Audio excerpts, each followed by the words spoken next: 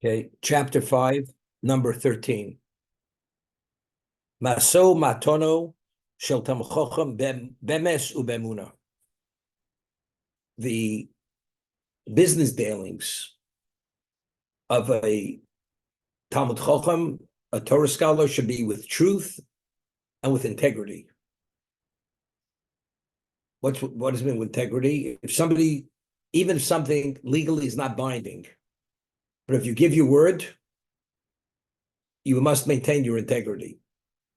That's truth and integrity, meaning that you can be relied upon. You're faithful. Oma lav lav alahin. When you say no, no is no, and yes is yes. If you say you will do something, although legally it's not bound by contract, but your word is your word. No, there's an expression, my word is sacred. A Talmud Chacham, his word is sacred. When he says no, he won't do something, he will not. And when he says yes, he will.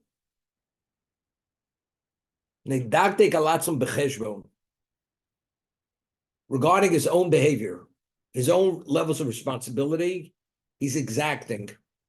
Meaning, when he owes something, when he says he will give something, he's bound to do it. He does it exactly, does not fall short of what he said.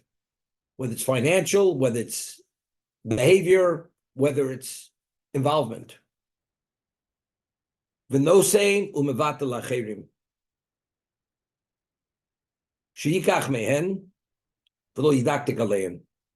But when it comes to giving and receiving from others, then he's willing to look away, not be so exacting. Now somebody delivers something to you, and mistakenly he gives you less than you're supposed to get. The Talmud Chacham, he'll say, it's okay. He'll let go. He's not going to be demanding you were supposed to. If it's something significant, okay, it's different things. But if it's to be so exacting that I want what's rightfully mine, literally to the smallest detail, Talmud Chacham is willing to let go. Because that's not what life's all about. Life is not to get exactly your pound of flesh. That's not what it's all about. In terms of my responsibility to another, I will give you what I'm supposed to give you. Never to fall short of it. But what you're supposed to give me, even though it falls short of what it should be, the Talmud Chacham is willing to look away.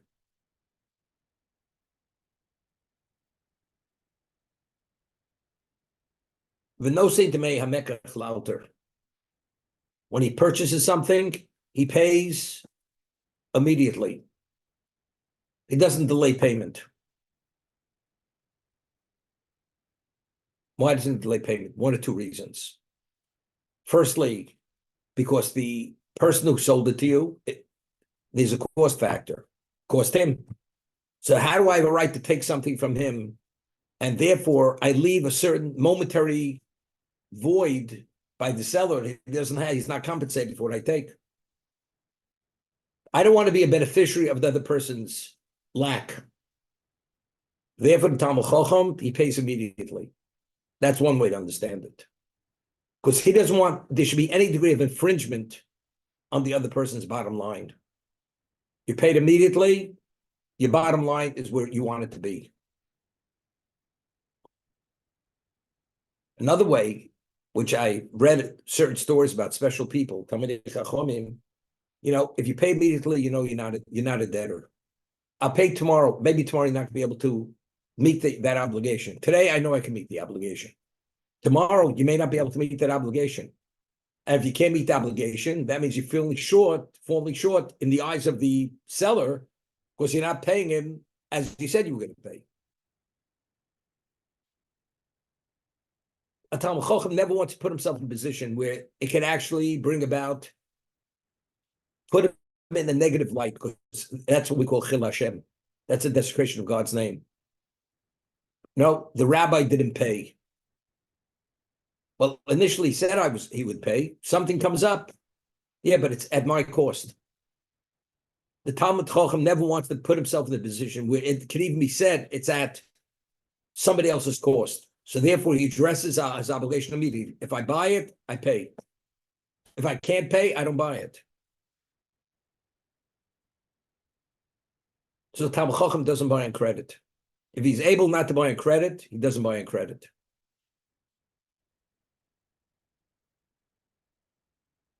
So he pays whatever he purchases, he pays immediately, without delay.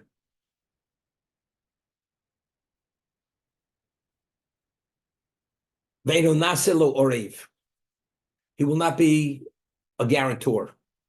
Why? Because again, if I guarantee a loan,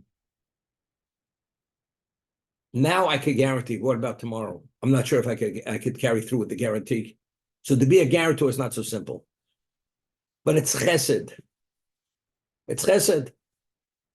You're doing a kindness, a favor. But if that favor you're doing may not actually play out, and it may have a negative reflection on what he represents, it's not a good thing. I'll tell you a story. One of my sons runs a free loan for a certain yeshiva that he studied in. And a very special person, a Sephardic Jew, young man, he must be in his mid-40s, keeps 3 jobs to cover his expenses, to support his family. Why? Because he has one of his children have special needs. So he has to keep 3 jobs, 2 regular positions, and the third he does tutoring. He doesn't have a moment to breathe, okay? So he came to the free loan that my son oversees for this yeshiva that he studied in. And the person comes to him and knows the person says, I'd like to borrow money so much. He says, but we have a policy that if you borrow money, you have to have a guarantor. Because otherwise, if you don't have a guarantor, people don't pay. There's not going to be any money left in this free loan society, free loan fund. So the person gets a guarantor, a fellow Sephardic Jew, and the person, I know the person who's the guarantor, and he's a person of great means, about the same age as the borrower, and he was happy to sign for it. And the guarantor has to give a check that if the borrower doesn't pay by that certain time, they call the guarantor and tell them, the borrower hasn't paid, we're going to cash you a check. That's the way it works. So what happened? This person, unfortunately, who borrowed, couldn't pay. He was having difficulty paying. So my son called this person who's the guarantor, who gave the check, and he said, because the person couldn't pay, we're going to cash the check. He was very upset. The guarantor was upset. He said to my son, he says, I thought the person who borrowed, I thought he'd pay. So my son said, but what do you think he came to you as the guarantor? Because if there's a chance he can't pay, you're going to guarantee payment of the loan. He says, yeah, but it's not right. He put me in a position now. It's costing me. And my son shared it with me. Okay, that this person was upset. So I said, I'm going to call this guarantor. Now, why did he need money? Listen to the story. Why did he need money, this person who borrowed? Because he couldn't pay for shopping for Shabbos. When he went to this kosher supermarket, he couldn't afford to pay for the challah and the food that he needs to feed his family for Shabbos. I'm not talking about for excess, for luxuries. This was bottom line necessity. So when I heard that's what he borrowed for, and this person who gave the guarantee, the guarantor is a wealthy person, and he happens to be a student of mine. This person who gave the guarantor, I called him up. I said, I want to see. So before I said a word, before I called him, I said, something? I want to have the merit. I said, how much money does he need for the next 6 months to cover his Shabbos bill? $250 every Friday. That covers his Shabbos. I said, I want to have the merit, the schus. I will cover his Shabbos bill for the next 6 months. That's what I want. I want to have that merit. He's a special person. The man is dedicated to his family, teaches Torah, holds down 3 jobs. can't make ends meet. I want to have the merit to help this guy out. That's what I said. I call up this person who's from the same community. I say, know something? I just want to share with you something. I'm a little disappointed in you. Why? I said, there's this person in your community, and you know he's a first-class person. He can't make ends meet, and that's why he borrowed, and he keeps 3 jobs, and you're upset that he couldn't pay the debt, and therefore they came to you to cash your check because you're the guarantor. You know something? You have a responsibility, being part of your community, to raise enough money to cover this man's expenses for a whole year.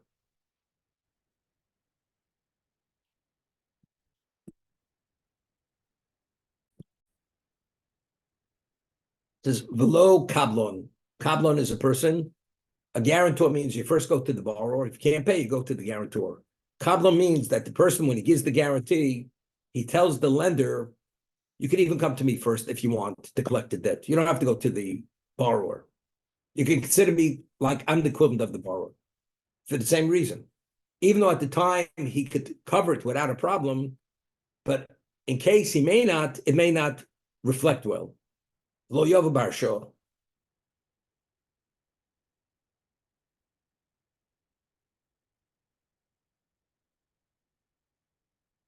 You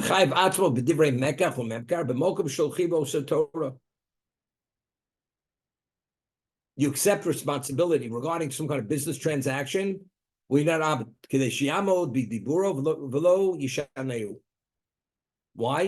To be able to maintain your word, and you don't have to alter your word.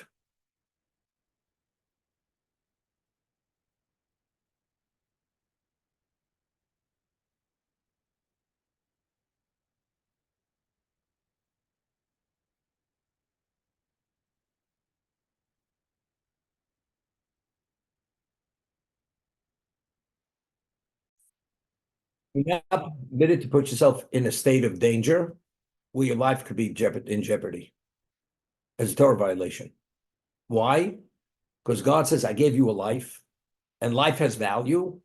So if you should do something in your lifetime, make a decision which puts your life in jeopardy, it's a Torah violation. Because life is God-given, and therefore you have to live responsibly, and you're not permitted to put yourself in a situation where you may actually forfeit that life. Okay? So why do people do things which are irresponsible? Why? I'll give you an example. Person has a family, a wife and children, and you're the breadwinner. And you enter into something which may actually compromise your life. Would he do it? Knowing the consequence of that his wife would be widowed and his children be orphans, and nobody would be there to fend for his children. Appreciating that reality, this man is going to take every precaution not to put himself in the position where his life may be compromised, because he appreciates the consequence of that, because he's dedicated to his wife and children, and he values that relationship. He's not going to put it in jeopardy. But let's say a person doesn't value that relationship. You know, his wife will do okay without him. His children will do okay without him. If it's a slightly blurred, that level of responsibility, he will take certain risks where he may compromise his life, because he doesn't appreciate the value of the life versus what it's worth in terms of the way the level his family needs him. His wife and children need him. But if you do, the person is not going to take that chance. With taking that chance, it's what the cost factor is too great. If a person understands what it means to be a Talmid Chacham, what you have to protect, it's like a person builds a reputation over a lifetime, and he can't allow himself to do anything which may tarnish that reputation, because what he's created for a lifetime, he may forfeit in a moment. Because he understands and appreciates what the value of that is. It's a lifetime's investment. He's not going to take a chance having it tarnished. A Talmid Chacham understands and appreciates what he represents. He's God's representative in this world. If there's any chance by making a decision, doing something, where it doesn't work out the way he thought it'd work out, it will reflect poorly on him. But when it reflects poorly on him, it's called Chil Hashem. That's called a desecration of God's name. Therefore, the Talmud Chacham has that level of sensitivity. He will not do anything, even though it's seen by others as you're not a giving person. Doesn't make a difference. He has no right. A person is able to embezzle money and do kindness. And people say, you have all the money available. Why don't you give me just some of it? The answer is because it's dishonest. I can't do it. That's why I can't do it. But you have all that money available. Yeah, but it's not my money.